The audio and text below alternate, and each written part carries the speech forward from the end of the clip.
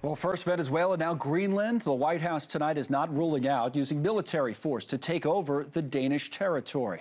That just came to us at a statement from the press secretary, Karoline Leavitt, who says the president and his team are discussing a range of options. White House correspondent Kelly Meyer tonight is live on the North Lawn for us. What's the latest, Kelly?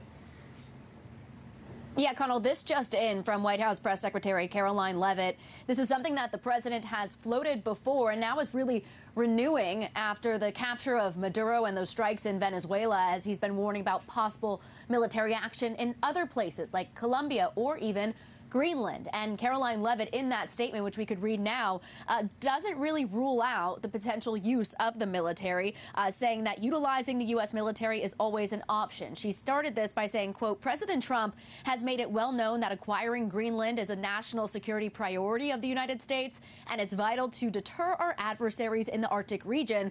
The president and his team are discussing a range of options to pursue this important foreign policy goal, and of course, utilizing the U.S. military is always an option at the commander-in-chief's disposal. We also are hearing reporting that President Trump wants this settled before the end of his term. We know he has been saying he wants that mineral-rich country that is between North America and Europe. Now, Greenlanders overwhelmingly disagree and oppose U.S. control, and so do many on Capitol Hill as well. We also saw Denmark in that emergency meeting of the UN yesterday.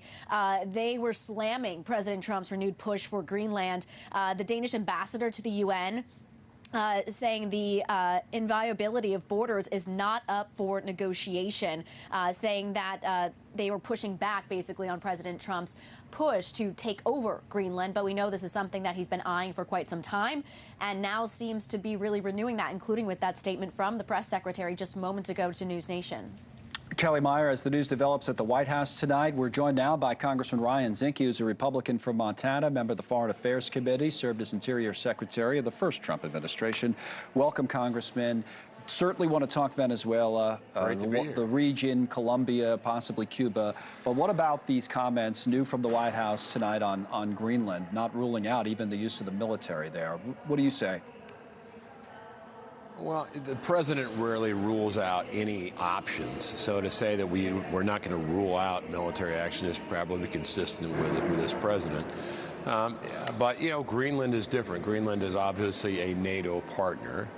And, you know, it is a strategic, just like, you know, Venezuela with the Monroe Doctrine down south, is that making sure that our allies and ourselves control, or at least control resources from Greenland is important. It's a national security objective, I understand that. But also, you know, it's important with NATO. NATO is important. We're looking at Ukraine. We saw some breaking news that two of our NATO allies, France and Britain, have decided to, if a peace occurs, they'll put troops on the ground in Ukraine.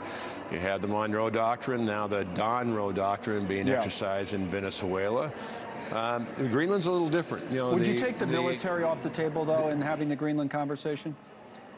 Because of NATO, obviously. You know, as a former Navy SEAL, I never take anything off the table, but it certainly would not be a preference. Remember, in Venezuela, the situation is different. The argument was really this, is that Maduro himself was a threat to the United States through drugs, through his network, and secondly, he was an illegitimate leader through fraud on the election. Very similar to Noriega, if you take it 36 years ago on Noriega. Greenland's a different score. There is no direct threat, obviously, from Greenland or Denmark or Europe. And secondly, we have a duly elected body in Greenland. So it's a different situation than Venezuela or certainly other places in the world. Now, I also want to be clear on this. Although the White House has not ruled out military involvement in Greenland, there's a story on the Wall Street Journal's website tonight where Marco Rubio, the Secretary of State, is downplaying that, telling lawmakers that the threats against Greenland did not signal some sort of imminent invasion. And the goal, according to Rubio, is to buy the island from Denmark. Would you support that? To buy it, if Greenland said yes, probably is in their best interest to go with us, a superpower. But also, I think he's correct. He's downplaying. And just because the president said I'm not ruling anything off the table, it doesn't mean it's his #1 option or on the table, certainly. But you also have to look at Donald J. Trump. You know, the president, you know, he's from New York. He's a negotiator. So he puts a lot of stuff out there knowing that some of it's going to be bid on, some of it's not.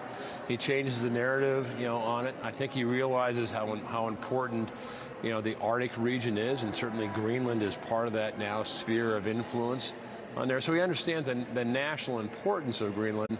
Thank you for watching. Subscribe below and download our NewsNation app right now on your phone, and you will get fact-based, unbiased news for all Americans.